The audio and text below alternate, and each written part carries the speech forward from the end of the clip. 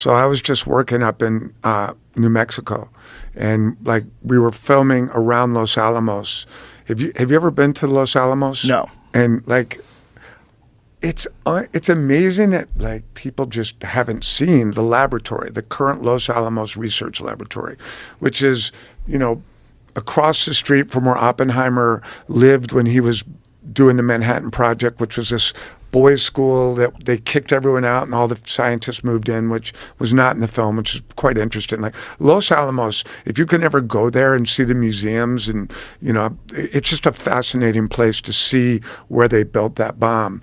But across the street, or actually across this river from where Oppenheimer lived, is now the current Los Alamos Research Laboratory. Pull up a picture of that one if you want to see something mind-blowing. It's bigger than UCLA campus. It's this massive research facility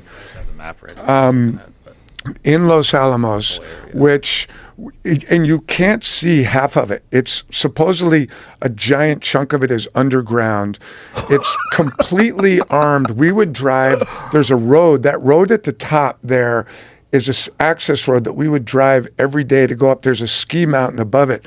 So for some reason, they let you drive fairly close, but it's all Homeland Security protecting it, super fortified and armed, and it's in the middle of fucking nowhere. And this was birthed from, yeah, you can see where it is, right? Wow. It's in the middle of nowhere. Literally in the middle of nowhere. We first got up there and we're like, what are they doing here?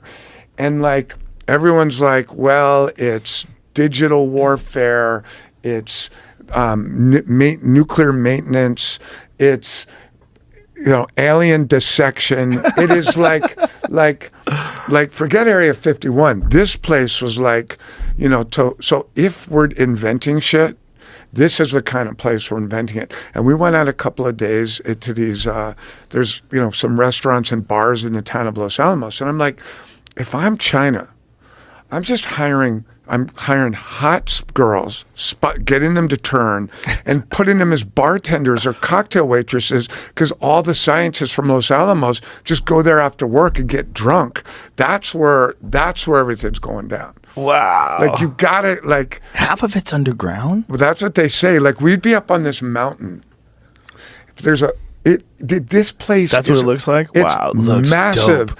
And it's in the middle of nowhere. It's in the middle of nowhere. That's so wild.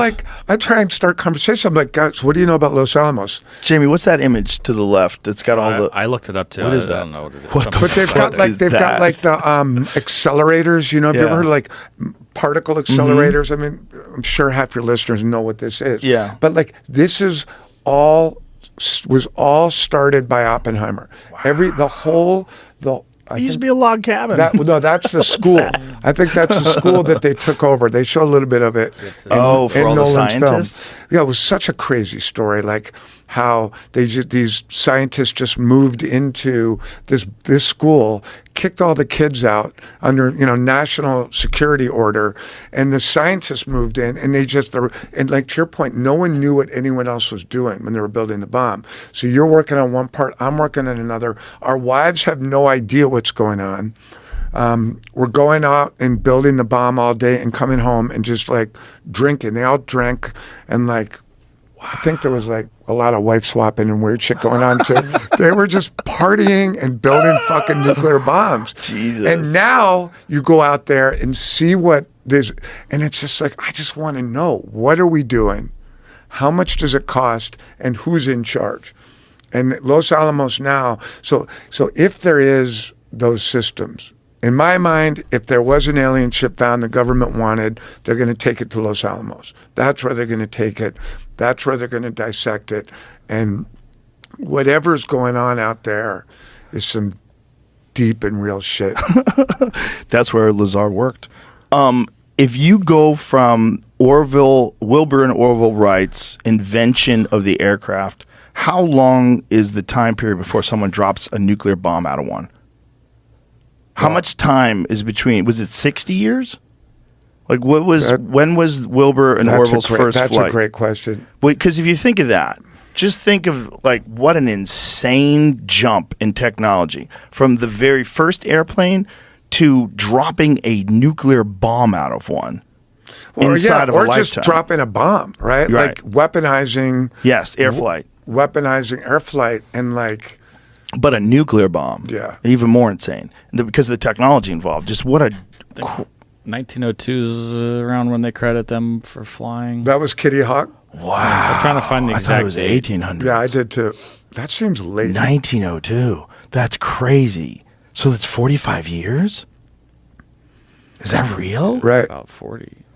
Oh And- my God. and so 45 years before they dropped a nuclear bomb out of it? That's what it is, right? It's 47? Yeah, I'm seeing like 1903 is the planes. That's when I think they got the Was, patent. was Oh Kitty my Hawk? God. But Kitty Hawk wasn't 1903, was it? The flight? I don't think it was. I'll double check. Wow. Yeah, December 1903. Oh my God. Well, that makes sense though, because there's video of it. There's film of it. So it has to be when did they invent film? There's some stuff from the 1800s, but it's rough. Yeah, it was bad film. It was like jumpy, like Yeah. right. But so your point is like how short a period of time that. What an insane jump. Right. And so where's it going? Right. And what do they have already? Like if they have programs to do something like Los Alamos Labs, if they have programs to do something like Area S4, if they can develop these insane machines in silence, what else do they? AI, what else do they AI invented? controlled aircraft that's going to fly. There was just Yeah. a great article in the New York Times yesterday about it. All these companies that are now scrambling to take over the buildings, which is a threat to the established weapons manufacturers, jet builders, because they're the future are fighting China in a large, like full scale battle is going to be AI controlled drone dependent. So rather than sending human beings in $60 million jets, they're going to send swarms of $2 or $3 million AI controlled fighter drones. And those are going to be self-driven, right? Self-flown, the way Elon's trying to get self-driving vehicles. And be that this is the plan. Great article yesterday. And that's where it's going. And if Orville Wright could see that, Robot Wars. 100% robot wars. Robot Wars. Like Cameron had it right, you know. Yeah. Terminator had it right. And, Yeah. And like AI, dude, right? Like it's on. It's crazy. It's crazy. You I mean, know? I think this is what I'm not defending Ted Kaczynski, but this is what Ted Kaczynski's manifesto was about. Was the construction of technology was going to replace the human race.